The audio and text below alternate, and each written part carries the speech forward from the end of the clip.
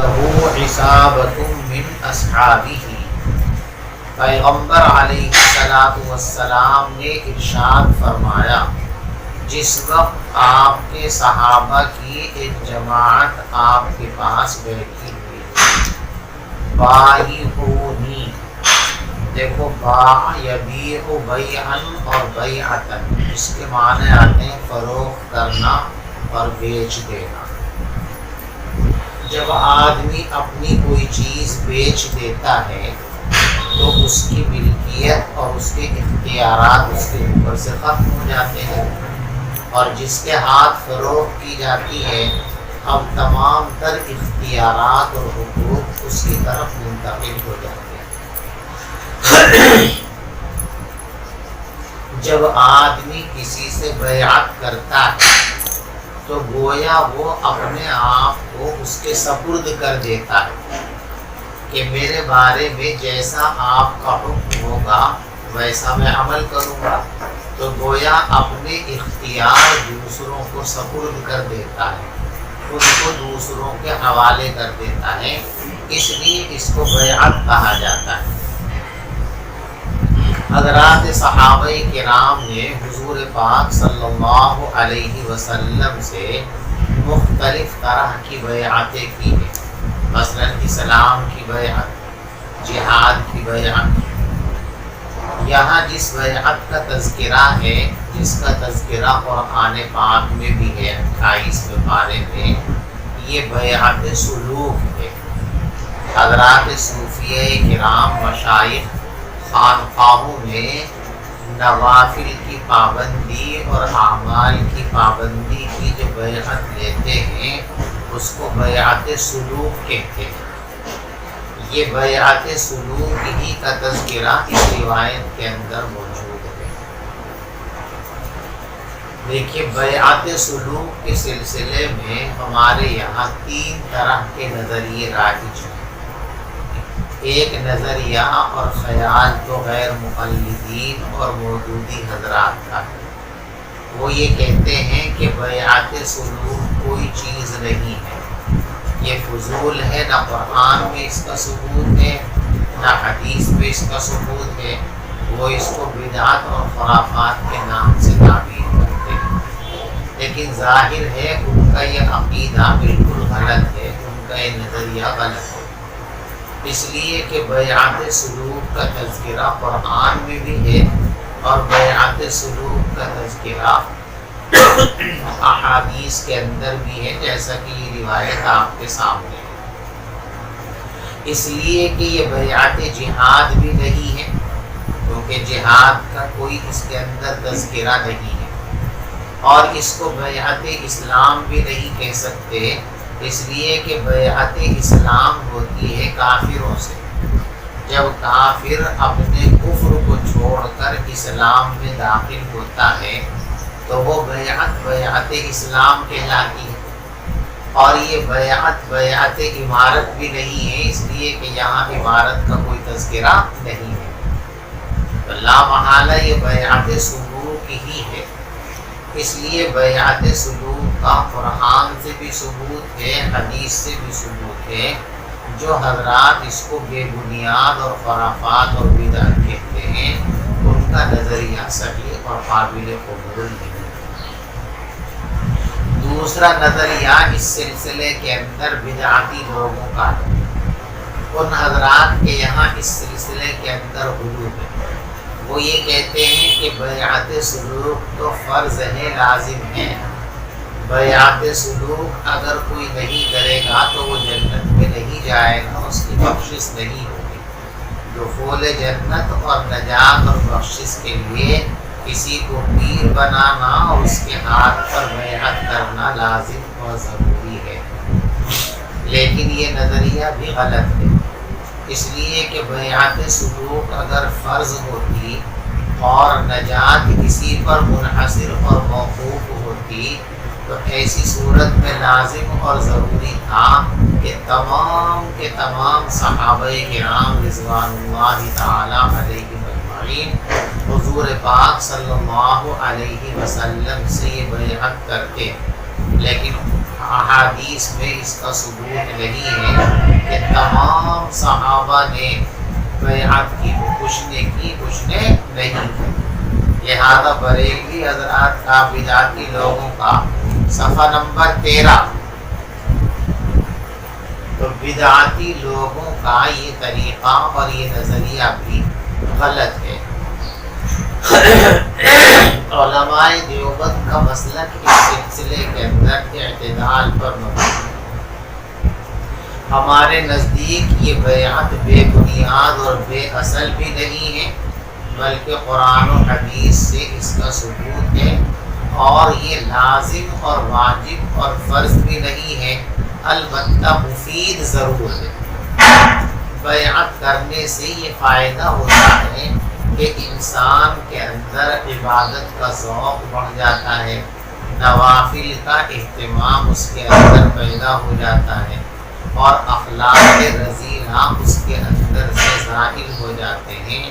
جس کام کے لیے نبی پاک صلی اللہ علیہ وسلم کی ذمہ داری اللہ کی طرف سے لگائی گئی تھی، وَيُزَكِّيهِمْ، کہ آپ کا کام یہ ہے کہ آپ لوگوں کا تزکیہ کرتے ہیں، یعنی لوگوں کے اندر جو خصائل رذیلہ ہیں، مذموم چیزیں انسان کے اندر بطور بشریت پائی جاتی ہیں، نبی کا کام یہ ہے کہ ان کو اخلاق حمیدہ کے اندر اور خصائل حمیدہ کے اندر تبدیل کر دے۔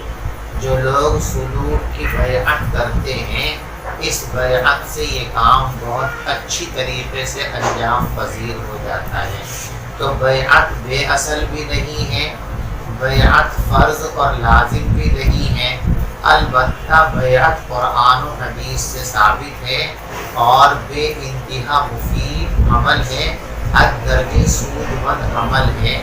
لہذا تجربہ یہی ہے کہ جب تک انسان اپنے آپ کو کسی پیر اور بزرگ کے حوالے نہیں کرتا، اور نفس کے اندر عموماً تزکیہ بھی مکمل نہیں ہو پاتا، اور نوافل کا اہتمام، عبادات کا شوق اور ذوق جس قدر ہونا چاہیے اس میں مکمل کامیابی عموماً حاصل نہیں ہوتی ہے۔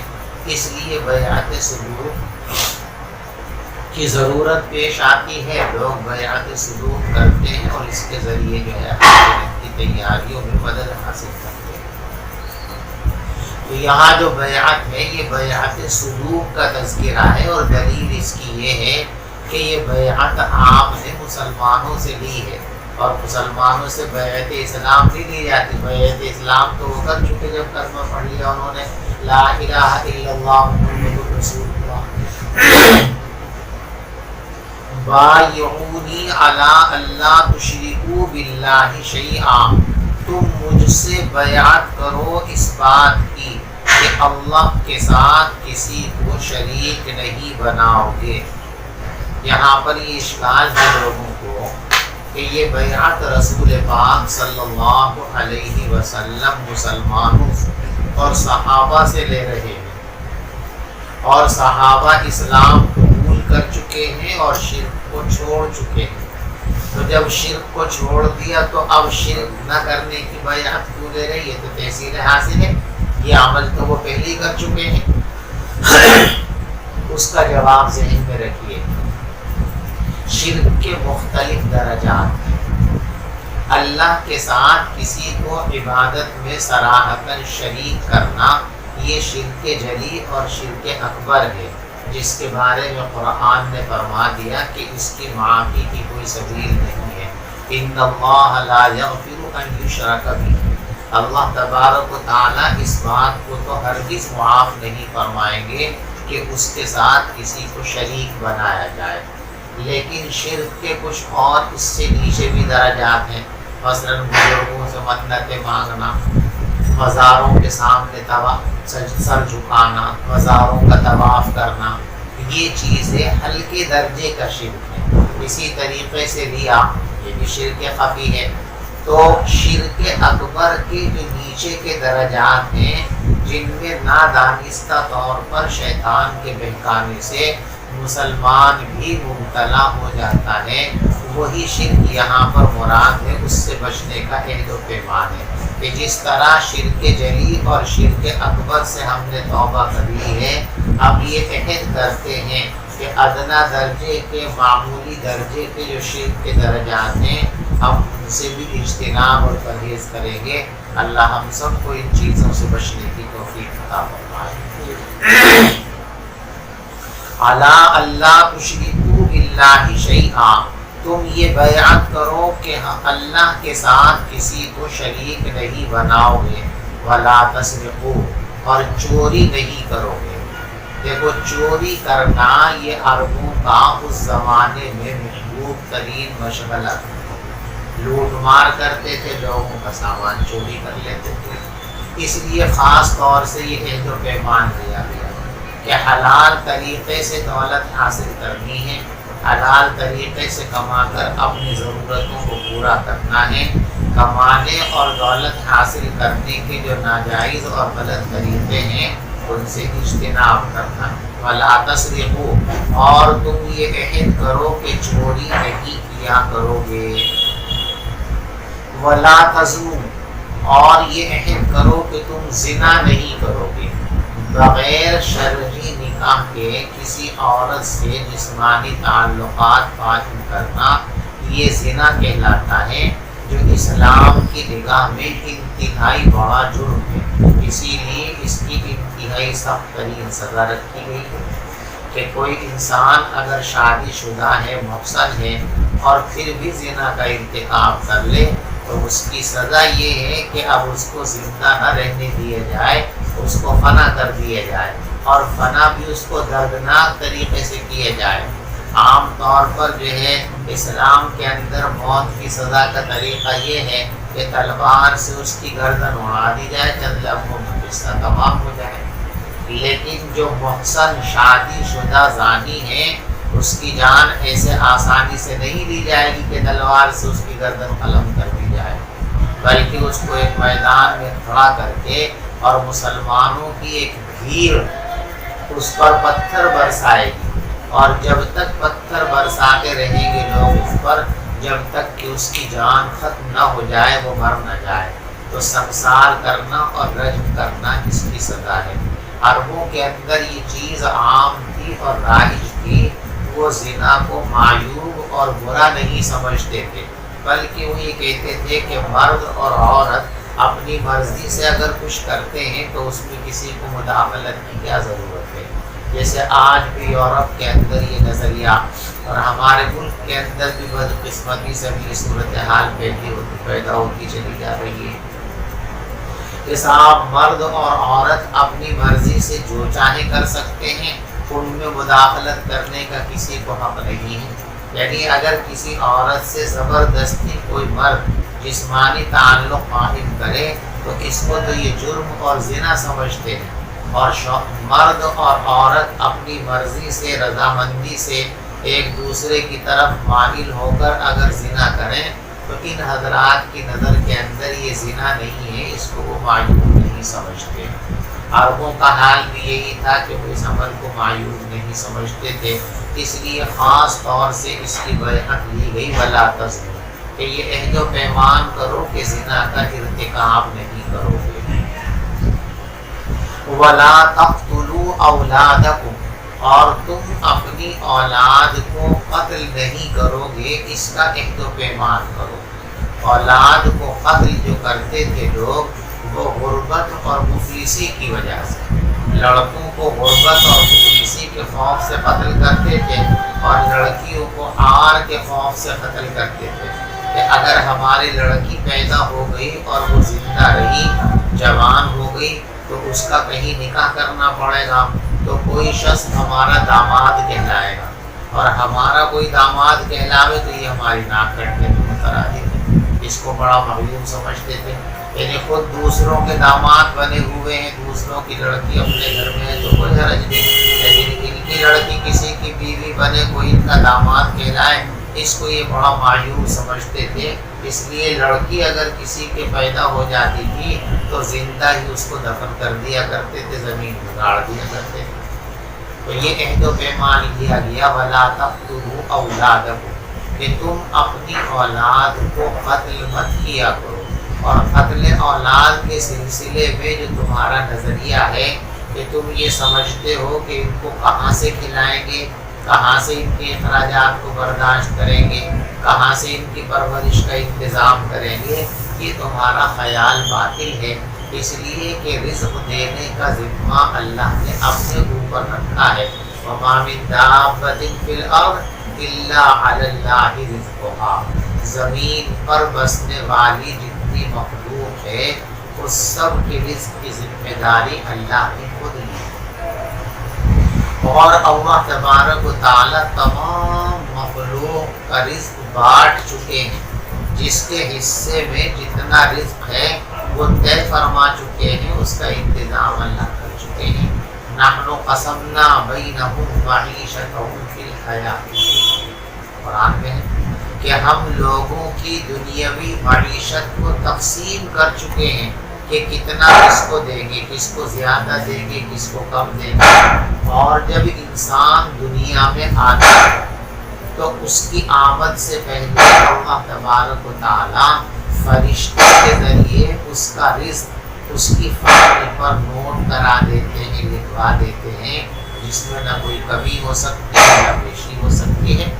ابھی آگے اسی کتاب میں روایت پڑھیں گے آپ، الایمان بالقدر کے اندر باب الایمان بالقدر ایک باب ابھی آئے گا، اس میں آپ پڑھیں گے کہ جب شوہر اور بیوی کی ملاقات ہوتی ہے اور بچے کی تخلیق کا عمل شروع ہوتا ہے تو فرشتہ اللہ تبارک و تعالیٰ سے پوچھ کر کچھ باتیں لکھ دیتا ہے، اس کی عمر کو لکھ دیتا ہے، اس کی روزی کو لکھ دیتا ہے، وہ نیک وقت ہوگا یا بدبخت ہوگا، یہ تمام تفصیلات لکھ کر دی جاتی ہیں، فرشتے کے لیے ڈال دی جاتی ہیں۔ تو رزق کا مسئلہ تو اللہ نے اپنے ذمہ لیا ہے، آپ رزق کے خوف کی وجہ سے اس سلسلے کے اندر کسی طرح کی کوتاہی نہ برتیں۔ رزق کی تنگی کے خطرے کی وجہ سے اپنی اولاد کو قتل مت کرو، فرمایا لا تقتلوا اولادکم خشیۃ املاق، تم تنگ دستی کے خوف کی وجہ سے اپنی اولاد کو قتل مت کیا کرو۔ دیکھو قتل اولاد کے کئی طریقے ہیں، پیدا ہو گئے اس کو مار دیا، یہ بھی قتل کا طریقہ ہے، پیدا ہونے سے پہلے ہی اسقاط کرا دیا، یہ بھی قتل اولاد ہے، اور اس کا سب سے ادنا درجہ یہ ہے کہ عزل یا آج کل ضبط تولید کے جو طریقے چل رہے ہیں ان کو اختیار کرنا کہ پیدا ہونے کی شکل ہی پیدا نہ ہو، یہ بھی قتل اولاد کے زمرے میں آتا ہے۔ چنانچہ صحابہ کرام نے ایک موقع پر حضور پاک صلی اللہ علیہ وسلم سے دریافت کیا کہ حضرت عدل کے بارے میں شریعت کا نقطہ نظر کیا ہے؟ آپ نے ارشاد فرمایا ذالک الوعد القوی، یہ تو چھوٹے سے بچے کو زندہ درگور کرنے کے مترادف ہے، یعنی یہ بھی قتل اولاد میں شامل ہے کہ آدمی اپنی بیوی سے صحبت کرے اور اس موقع پر اس طرح کا انتظام کرے کہ اس کی بیوی حاملہ نہ ہو، تو یہ بھی ایک درجے کے اندر قتل اولاد ہے۔ حاملہ ہو گئی، اسقاط کرا دیا عمل، یہ بھی قتل اولاد ہے۔ پیدا ہونے کے بعد قتل کر دیا، یہ تو قتل اولاد ہی ہے۔ تو قتل اولاد صرف یہ نہیں کہ پیدا ہونے کے بعد بچے کو قتل کر دیا جائے، اس کا گلا گھونٹ دیا جائے، بلکہ پیدا ہونے سے پہلے ہی اس کی پیدائش میں رکھنا اندازی کرنا، یہ بھی قتل اولاد کے زمرے میں آتا ہے، اور یہ بھی ناجائز اور حرام ہے، اس سے بھی گریز کرنا چاہیے۔ وَلَا تَقْتُلُوا أَوْلَادَكُمْ وَلَا تَأْتُوا بِبُهْتَانٍ تَفْتَرُونَهُ بَيْنَ أَيْدِيكُمْ وَأَرْجُلِكُمْ، اور تم ایسا بہتان مت لایا کرو جس کو تم اپنے سامنے گھڑتے ہو۔ دیکھو ہاتھ اور پاؤں کا ذکر یہ ایک محاورہ ہے، خود ساختہ کوئی الزام تراشنے کے لیے یہ ایک محاورہ ہے، ورنہ ہاتھ اور پیر کا مطلب یہ نہیں کہ ہاتھ پیر کے سامنے ہی ہو، بہتان کسی طریقے سے بھی ہو، تو یہ ایک محاورہ ہے۔ کہ خود ساختہ جو الزامات ہیں وہ کسی کی طرف منسوب کرنا یہ درست اور صحیح نہیں ہے، انتہائی گندی بات ہے۔ وَلَا تَأْتُوا بِبُهْتَانٍ تَفْتَرُونَهُ بَيْنَ أَيْدِيكُمْ وَأَرْجُلِكُمْ، اور تم ایسے بہتان مت لگایا کرو جن کو تم کرتے ہو اپنے سامنے۔ وَلَا تَعْصَوْا فِي مَعْرُوفٍ، اور تم بیعت کرو اس بات کی کہ کسی نیک کام میں تم نافرمانی نہیں کرو گے۔ دیکھو جتنے لوگوں کی فرما برداری شریعت کے اندر روا رکھی گئی ہے کہ جس کا حکم دیا گیا ہے، ماں باپ کی فرما برداری ہے، بادشاہ کی فرما برداری ہے، سربراہ کی فرما برداری ہے، پیر کی فرما برداری ہے، استاذ کی فرما برداری ہے، یہ تمام فرما برداری اور اطاعت اس صورت کے اندر ضروری اور جائز ہے جبکہ شریعت کے مطابق ان لوگوں کا حکم ہے۔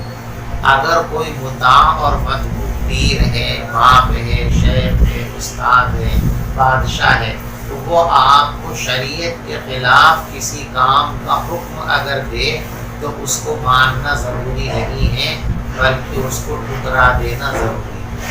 حدیث پاک میں ہے لا طاعۃ لمخلوق فی معصیۃ الخالق، جہاں اللہ کی نافرمانی لازم آتی ہو وہاں کسی کی فرما برداری کرنے کی اجازت اور گنجائش نہیں ہے۔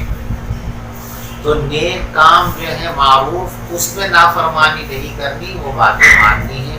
معروف جس کو شریعت نے روا رکھا وہ معروف ہے، اور جس کو شریعت نے ناروا رکھا، ناجائز رکھا، وہ کیا ہے؟ منکر ہے۔ تو وَلَا تَعْصُوا فِي مَعْرُوفٍ، کسی نیک کام میں آپ کسی نافرمانی نہیں کریں گے۔ یہ 6 چیزوں کا عہد و پیمان لیا گیا ہے۔ یہ بیعت سلوک کرتے ہوئے پیر ان 6 چیزوں کا بھی عہد و پیمان لے، اور اس کے علاوہ بھی اگر اپنے پاس بیعت ہونے والے لوگوں کے حالات کے پیش نظر یا اس زمانے کے حالات کے پیش نظر کسی خاص قید کا اس کے اندر اضافہ کرنا چاہے، مثلا کوئی ایسے علاقے سے آپ کے پاس بیعت لینے کے لیے آیا ہے جہاں سودی کاروبار عام ہے، یا اس شخص کے بارے میں آپ کو پتا ہے کہ یہ سود کی لعنت میں مبتلا ہے، تو آپ اس سے کہہ سکتے ہیں کہ یہ عہد کرو کہ آئندہ سود نہیں لوں گا۔ کوئی آدمی جو ہے بدنگاہی کے اندر مبتلا ہے، اس عہد و پیمان یہ شامل کر سکتے ہیں بیعت میں کہ میں عہد کرتا ہوں کہ نگاہوں کا غلط استعمال نہیں کروں گا۔ کوئی آدمی غیبت کے اندر مبتلا ہے، آپ اس سے یہ بھی بیعت کے اندر عہد و پیمان لے سکتے ہیں کہ میں عہد کرتا ہوں کہ آئندہ غیبت کا انتقام نہیں کروں گا۔ یعنی یہ 6 چیزیں جن کا عہد و پیمان اس حدیث کے اندر مذکور ہے، بیعت سلوک کے اندر انہی 6 عہد و پیمان کی پابندی لازمی نہیں ہے، بلکہ ان 6 کے علاوہ اور بھی عہد و پیمان ضرورت کے مطابق اگر پیر چاہے تو اس میں شامل کر سکتا ہے، اس کی دفعات کو بڑھا سکتا ہے۔ فَمَنْ وَفَى مِنْكُمْ فَأَجْرُهُ عَلَى اللَّهِ، بس تم میں سے جو آدمی ان کو پورا کر لے، یعنی جو عہد و پیمان کیے ہیں ان عہد و پیمان پہ پورا اترے، ان تمام گناہوں سے بچ جائے، فَأَجْرُهُ عَلَى اللَّهِ، تو اس کا ثواب اللہ کے یہاں محفوظ ہے۔ اور جس آدمی نے ان چیزوں میں سے کوئی کام کر لیا، فعوقب بہ فی الدنیا، اور پھر اس گناہ کی سزا اس کو دنیا کے اندر دے دی گئی، فہو کفارۃ لہ، تو وہ اس کے لیے کفارہ ہے۔ ومن اصاب من ذلک شیئا، اور جو آدمی ان کاموں میں سے کوئی کام کر لے، ثم سترہ اللہ علیہ، پھر اللہ اس کی پردہ پوشی فرما دے، فَهُوَ إِلَى اللَّهِ، تو وہ اللہ کے اختیار میں ہے۔ إِن شَاءَ عَفَا عَنْهُ، اگر اللہ چاہیں گے تو اس کے گناہ کو معاف فرما دیں گے، وَإِن شَاءَ عَاقَبَهُ، اور اگر اللہ چاہیں گے تو اس کو سزا دے دیں گے۔ فَبَايَعْنَاهُ عَلَى ذَلِكَ، حضرت عبادہ فرماتے ہیں ہم نے اس چیز کی بیعت حضور سے کر لی ہے، جو پیمان ہم نے کر لیا جتنے لوگ وہاں بیٹھے ہوئے تھے۔ دیکھو یہاں ایک بات اور آپ کو سمجھیں، یہاں فرمایا گیا فعوقب به فهو کفارۃ لہ، نظر آیا آپ کو کہ جس شخص نے ان گناہوں میں سے کوئی گناہ کر لیا اور اس گناہ کی جو دنیاوی سزا شریعت نے متعین کی ہے، حکومت وقت نے وہ سزا اس کو دے دی، تو یہ دنیا کے اندر جو سزا اس کو دی گئی ہے، اس پر جو حد جاری کی گئی ہے، یہ سزا اور حد یہ آخرت کے لیے کفارہ بن گئی یا نہیں بنی یہ سزا؟ یعنی اب آخرت کے اندر اس سے مواخذہ ہوگا یا نہیں ہوگا؟ ائمہ ثلاثہ رحمہم اللہ کی رائے یہ ہے کہ یہ اس کے لیے کفارہ بن گئی، یعنی جس آدمی کو کسی جرم کی سزا حکومت وقت دنیا کے اندر دے دے تو اب قیامت میں اس گناہ کے سلسلے میں اس سے کوئی مواخذہ نہیں کیا جائے گا، یہ دنیاوی حد یہ کفارہ ہے آخرت کی سزاؤں کے سلسلے میں۔ اور استدلال کرتے ہیں اسی روایت سے کہ اس میں صاف طور پر لکھا ہوا ہے فعوقب به فهو کفارۃ لہ، کہ جس آدمی کو سزا دے دی گئی تو یہ سزا اس کے لیے کفارہ بن گئی۔ لیکن امام اعظم ابو حنیفہ رحمۃ اللہ علیہ کی رائے یہ ہے کہ علی الاطلاق کفارہ نہیں ہے، دنیا کی سزا جو ہے یہ آخرت کے لیے کفارہ نہیں ہے، آخرت کی سزا کے ثابت ہونے کے لیے توبہ ضروری ہے۔ تمام اہل سنت والجماعت کا اس پر اتفاق ہے کہ کبائر کی معافی کے لیے توبہ شرط ہے، توبہ کرے گا تو کبائر کی معافی ہوگی، توبہ نہیں کرے گا تو کبائر کی معافی نہیں ہوگی۔ آپ سمجھ میں آ رہی؟ اس پر یہ اشکال ہے لوگوں کے ذہن میں کہ دیکھو صاف اور صریح حدیث ہے اور حنفیہ کا مسلک حدیث کے خلاف ہے، تو اس کو اچھی طرح سمجھو۔ حنفیہ کا مسلک حدیث کے خلاف نہیں ہے، بلکہ حنفیہ کے نزدیک یہ حدیث عام نہیں ہے، مقید ہے۔ علامہ انور شاہ کشمیری رحمۃ اللہ علیہ نے فرمایا کہ دیکھو جب کسی انسان کے اوپر حد جاری کی جاتی ہے تو اس کے احوال مختلف ہوتے ہیں، کچھ افراد تو ایسے عادی مجرم ہوتے ہیں کہ آج انہوں نے جرم کیا، کل ان کو سزا ملی، پرسوں پھر اسی جرم کے اندر مبتلا، یعنی حد جاری ہونے پر، سزا جاری ہونے پر بھی ان کی زندگی کے اندر کسی طرح کا بدلاؤ نہیں ہوتا ہے۔ ایسے لوگوں کے حق میں حدود کفارہ نہیں ہے، ان کو دنیا میں جو سزا ملی وہ تو ملی ہے، آخرت کے اندر بھی ان کے جرائم کی سزا اور معاوضہ ہوگا۔ اور دوسری قسم ان لوگوں کی ہے کہ وہ صاف طور پر توبہ کر لیتے ہیں صراحتاً، حد جاری ہوئی تو صراحتاً توبہ کر لیا، یا کچھ لوگ ایسے ہوتے ہیں کہ صراحتاً زبان سے تو توبہ نہیں کرتے، البتہ زندگی ان کی بدل جاتی ہے کہ سزا کے بعد اب وہ نیکی کا راستہ اختیار کر لیتے ہیں اور بدی کا راستہ چھوڑ دیتے ہیں۔ تو اس حدیث کا تعلق ان دونوں قسم کے لوگوں سے، کہ جس نے توبہ کر لی صراحتاً یا جس نے زندگی میں اپنی روش کو ٹھیک کر لیا، درست کر لیا۔ اسی کو ہمارے استاد محترم حضرت مولانا مفتی سعید احمد صاحب رحمۃ اللہ علیہ نے بخاری شریف کی شرح میں اس طرح فرمایا کہ دیکھو حدود کفارہ بنتی ہیں اس وقت جب کہ حدود کے ساتھ توبہ مل جائے، اور توبہ کی دو قسمیں ہیں، ایک قولی توبہ اور ایک فعلی توبہ۔ قولی توبہ تو یہ ہے کہ انسان کہے کہ اللہ میں توبہ کرتا ہوں، آئندہ اس گناہ کے قریب نہیں جاؤں گا، آپ مجھ کو معاف فرما دیجیے، یہ قولی توبہ ہے۔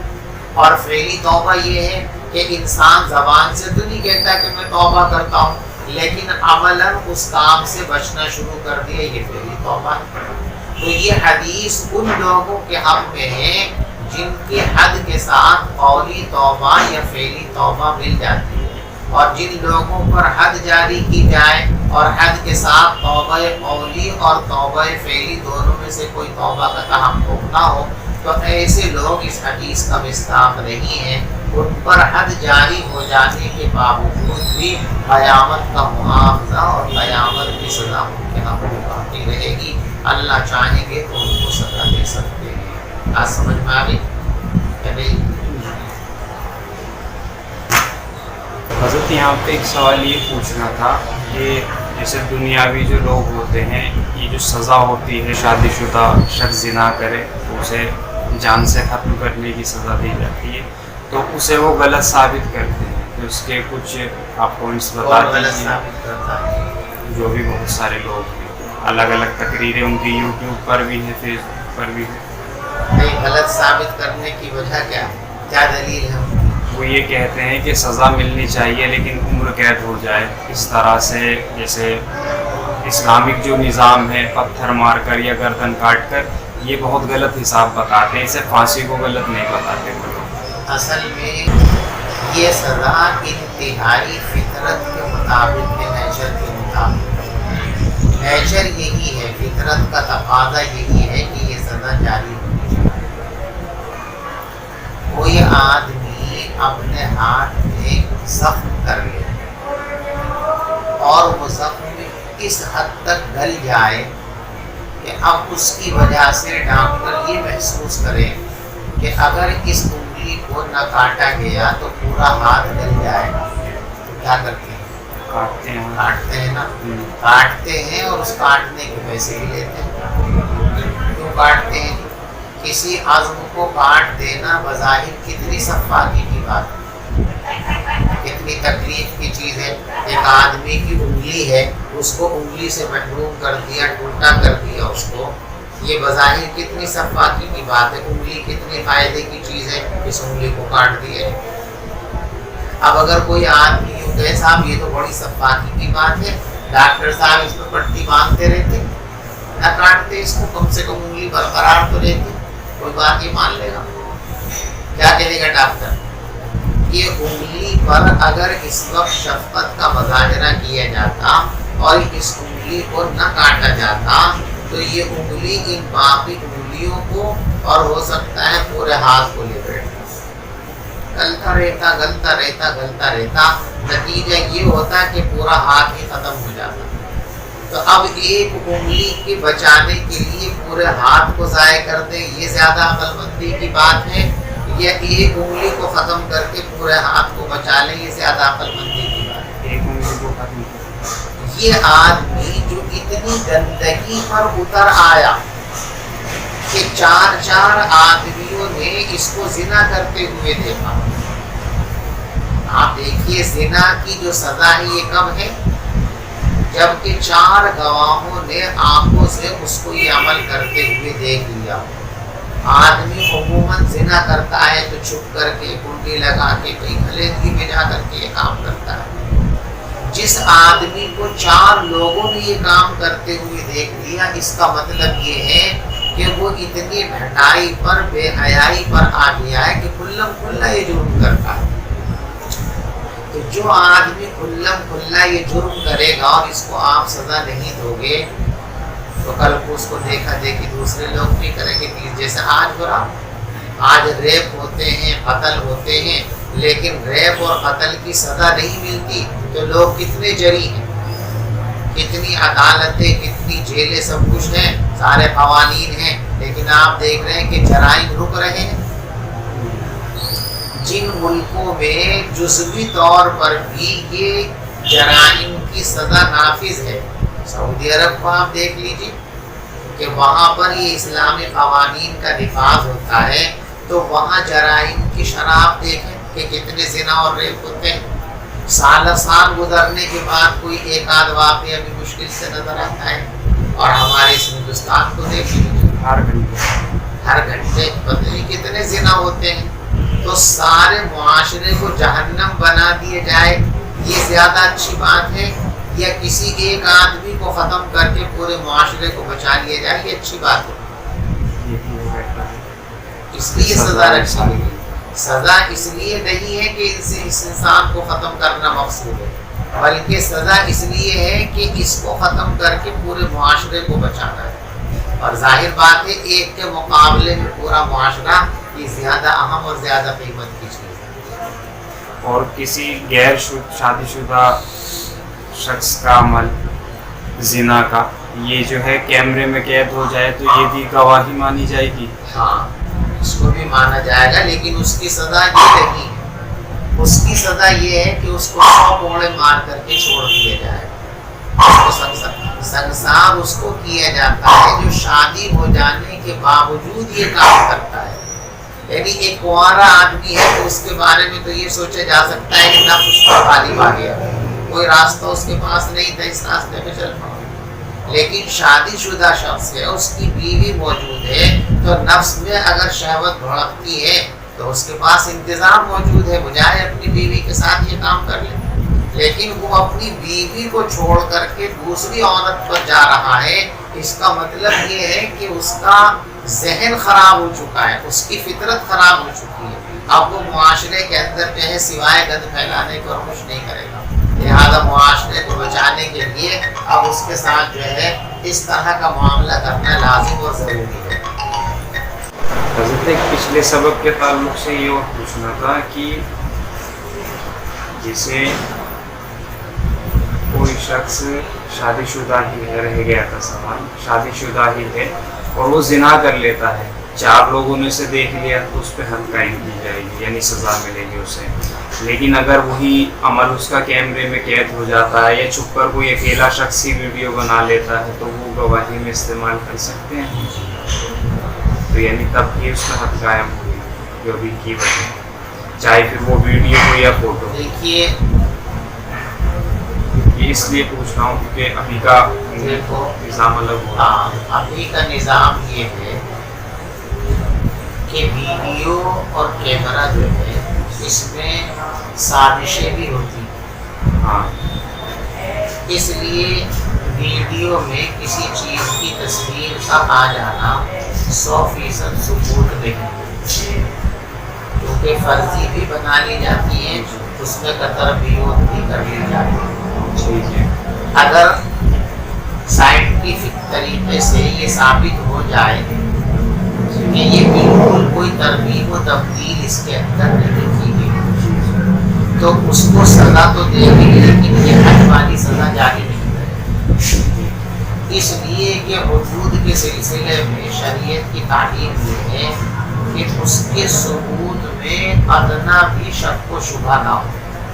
اگر اتنا سا بھی شک و شبہ آ گیا تو حد ثابت ہو جائے گی۔ دیکھو یاد رکھو، حد اور سزا ان میں عام خاص کا رشتہ ہے، کوئی بھی تکلیف جرم کے بدلے میں پہنچائی جائے وہ سزا ہے، لیکن حد ایک مخصوص سزا کا نام ہے، تو جہاں ثبوت میں پختگی نہ ہو وہاں مخصوص سزا جس کا نام حد ہے وہ تو ہٹا دی جائے گی۔ البتہ جج اپنے طور پر جو مناسب سزا سمجھے وہ دے، کیونکہ ویڈیو کے اندر ایک طرح کا شک کرنے کی گنجائش موجود ہے، ایڈیٹنگ کی جا سکتی ہے، ایڈیٹنگ کی وجہ سے یہ ثبوت حتمی ثبوت نہیں ہے بلکہ ادنا سا شبہ اس کے اندر ہے، تو ادنا سے شبہ کی بنیاد پر بھی حدود ثابت ہو جاتی ہے۔ یعنی یہ جو کیمرے میں قید ہو جائے گا اس کا جو اس کو ثبوت تو مانیں گے، لیکن اس کو ثبوت برائے اس بات حد نہیں مانیں گے، اس کی بنیاد پر حد جاری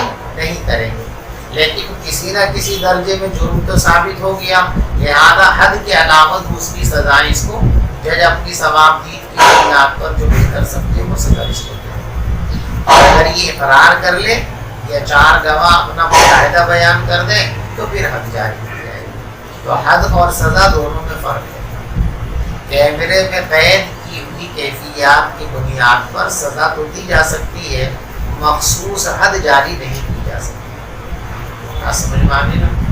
تو عام سزا میں اور حد میں فرق ہے۔ حد کے لیے ایسا ثبوت چاہیے جس میں کسی شک و شبہ کی کوئی گنجائش باقی نہ رہے، سزا کے لیے اتنے پختہ ثبوت کی ضرورت نہیں ہے، معمولی ثبوت پر بھی سزا دی جا سکتی ہے۔ تو حد جتنی سخت ہے اس کی جاری کرنے کے لیے شرائط اور اصول بھی اتنے ہی سخت ہیں۔ تو باقی حضرت جیسے کوئی پروپیگنڈے کے تھرو بھی کسی کو پھنسانا چاہتے ہیں، کوئی لڑکی بھی ہے اور 4-5 لڑکے بھی ہیں، تو اس کے لیے ابھی کا طریقہ تو وہی DNA ٹیسٹ کے تھرو ہم جان سکتے ہیں کہ بھئی اس نے اس کے ساتھ جو ہے تنہائی اختیار کی ہے نہیں۔ یہ ہے نا طریقہ، یہ تو الزام بھی لگا سکتے ہیں کیونکہ بہت سی جگہ مسلمان ہی آپس میں ایک دوسرے کو پریشان کرتے ہیں۔ حد کے سلسلے میں یہ نہیں کہ کوئی بھی آ کے کہتے حد جاری ہو جائے، بلکہ جج انصاف کرنے کے لیے بیٹھا ہوا ہے، جب وہ 100% مطمئن ہو جائے کہ جس جرم کی بات کی جا رہی ہے واقعتاً اس کا تحقق ہوا ہے، اس کے ثبوت میں کسی طرح کا کوئی تردد نہیں ہے، اب حد جاری ہے۔